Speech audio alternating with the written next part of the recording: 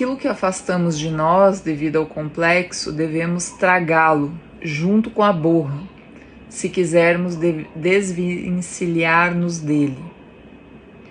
Então, a notícia assim, que Jung dá tem muito a ver com a teoria de Freud, né, que é o não recalque. Assim, você só vai superar se você enfrentar, se você viver ele de forma consciente. Se você perceber, aguentar a dor de ser tragado por forças assim do inconsciente, cometendo sempre os mesmos erros, caindo sempre nos mesmos buracos, tropeçando sempre na mesma pedra, até você perceber isso e sofrer, sim, entender que dói, assim, ver o quanto a gente é imperfeito, o quanto a gente, assim, as nossas limitações de consciência, que a gente, o quanto a gente é impotente. Assumir esse aspecto para encontrar o potencial mais real, assim, mais pautado no princípio da realidade. O comentário de Jung denota sabedoria em relação à misteriosa e obscura realidade psíquica. Tal visão denota uma consciência que só pode ser alcançada por alguém que viveu seus complexos. Fui seduzido e aprisionado por eles, e que no cativeiro conheceu a perda da potência. Então os complexos prendem mesmo, roubam a consciência, a pessoa vive de uma forma restrita, às vezes ela não consegue nem escutar o que o outro fala, ela perde o contato com a realidade, ela pode ser totalmente tomada por esse complexo se tornar a vida, a verdade dela. Um complexo só pode ser realmente reconhecido pela consciência a partir do instante, por exemplo, um complexo materno negativo, assim, essa sensação que acompanha, assim, de rejeição, de abandono. Então, quanto compromete a vida da pessoa ali no grupo, ela vai se sentir rejeitada, mas ela nem se dá conta que as pessoas são narcisistas e não estão dando tanta bola para ela, e não tem a ver com ela, e o narcisismo ferido dela ali vai constelar essa situação onde ela vai se sentir dessa mesma forma como ela sentiu, e muitas vezes ficou revivendo aquela mesma situação, aquela mesma ferida. Ou, dando exemplo de complexo, assim, a gente sabe que toca num complexo quando aquele assunto, assim, se eu falar nisso, pega uma pessoa da sua intimidade, claro, porque se é um desconhecido, se eu tô andando na rua e alguém fala um negócio, é possível que eu não faça link, associação com o meu complexo. Mas pega alguém conhecido, sei lá, para quem é homem, mulher que é casado, ou filhos, pai, mãe, alguém que sabe ali uma palavrinha que daí depois você olha e fala, gente, meu Deus, eles quase se mataram por causa do lixo, a briga começou por causa do lixo, por causa o prato, tipo, você fala, não faz sentido, né? Então tem um complexo ali inconsciente que está se apoderando de alguém, de diversas formas, pega de todos os lados, de todas as formas possíveis e reconhecíveis. Então, assim, enquanto ela não perceber e tomar conta, tomar consciência de que ela está sendo possuída por um complexo, que muitas vezes o que ela pensa, que o outro pensa dela, é o complexo dela atuando, falando e criando essa realidade, construindo esse cenário que ela chama de vida e que é um complexo. E a vida dela se torna uma prisão mesmo. Então, um complexo só pode ser realmente reconhecido pela consciência a partir do instante em que ela inicia o processo de estranhamento entre si e a força psíquica que a submete, ou seja, o próprio complexo.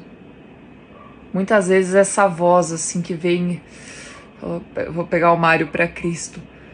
Mário, eu não acredito que você fez isso desse jeito, você deveria ter feito de outra forma. Olha o que você fez, sabe? Ai, meu Deus. Então, às vezes essa voz vem assim e a gente, para algumas pessoas que tomadas pelo complexo, isso cria um ar de verdade suprema.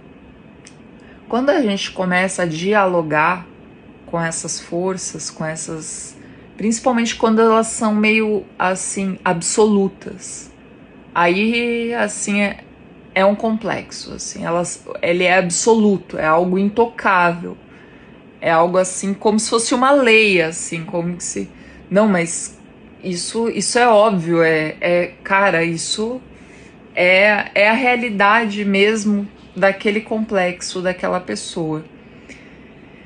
Então, por isso que a gente fala, o Jung falava, a gente não tem complexos. Os complexos nos têm. Nesse sentido. Porque o ego é tomado por eles. Eles têm muita carga emocional. Isso acontece quando a consciência começa a perceber um padrão repetitivo de apaixonamento, de sofrimento. Então, você estava falando... Ah, não, desculpa, eu confundi. Ia falar besteira. Então, um padrão repetitivo de apaixonamento, de sofrimento, de apego ou de qualquer comportamento que reproduza uma experiência já vivida pelo sujeito ao longo de sua individuação.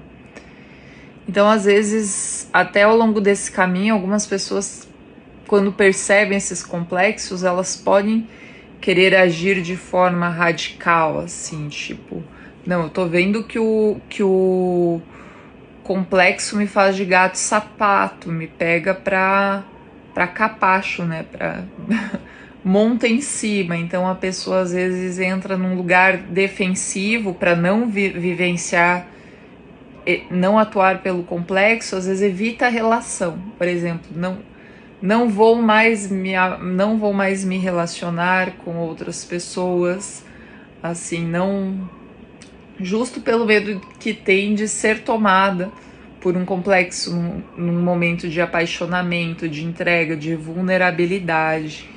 Então a gente vê que algumas pessoas se defendem muito dessa questão assim do relacionamento com outra pessoa, por mais que algo nelas gostaria, elas têm muitas defesas em relação a isso, porque sabem o quanto esses aspectos delas às vezes não foram trabalhados, não foram vistos. Então a paixão é como se fosse uma droga.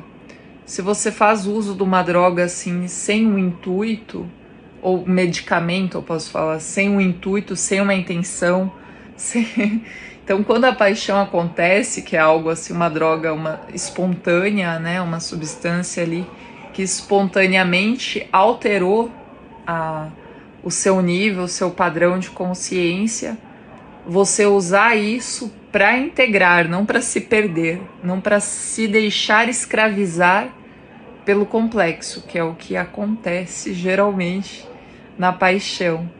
Mas se usasse de forma positiva essa droga, que é uma droga, digamos que é natural, né? A gente fala, é natural, não quer dizer que faz bem, né? Essa paixão, ela pode ser vista também dessa forma. E o Jung recomenda, sim, essa vivência no sentido de tomar para si, entender, sair dessa projeção no outro, a chance de integrar elementos, aspectos desconhecidos do ser.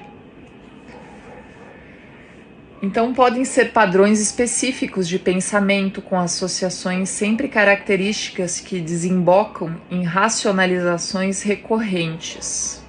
Eles pensam aquela ruminação interna, assim, o complexo também leva a pessoa a uma perda de consciência, de inteligência, porque é uma ruminação constante ali, a energia, a libido está sempre presa em coisinhas, né, que estão relacionadas, que ela tem como identidade, como eu, mas é o complexo. Então, a gente sempre vai ter o complexo, mas a gente precisa entender como ele atua, mesmo que a gente vá atuar por ele por toda a vida. A gente tem que saber, olha, ixi, aquele momento lá foi o complexo mesmo, olha só. Porque o complexo é em partes inconscientes, então eu percebo o grau da minha consciência, eu sei que ela oscila, ela é variável ao longo do dia. De manhã a consciência está num estado, à tarde outro, se eu briguei, se eu tô com fome, se eu não consegui comer ou aconteceu alguma coisa, eu posso ter uma alteração também no meu padrão de pensamento, de ruminação, de consciência. E eu estar ciente disso, percebendo assim quanto as coisas me afetam, os gatilhos, assim, que eu estou buscando.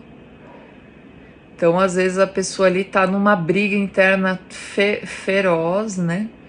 E daí buscando, às vezes, um contexto ali para culpar alguém, para brigar com alguém, porque ela não tá aguentando mais aquele conflito interno. Então, quando ela encontra o conflito externo, parece dar uma sensação assim de alívio para esse conflito interno, que ela não tá sabendo reconhecer, aceitar, lidar com ele. Então, muitos casamentos assim ficam nessa, né? Ficam nessa questão assim de porque você isso, porque você isso, porque a culpa é sua, porque a culpa é sua, e ficam nessa assim por longos períodos, como a gente já conversou, assim, que às vezes precisa, assim, a gente precisa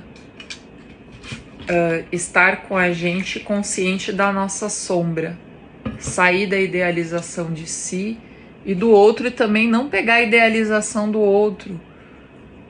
A positiva a gente pode pegar um pouco, mas a negativa, né, ela pode ter a ver também com os complexos e com a sombra do outro.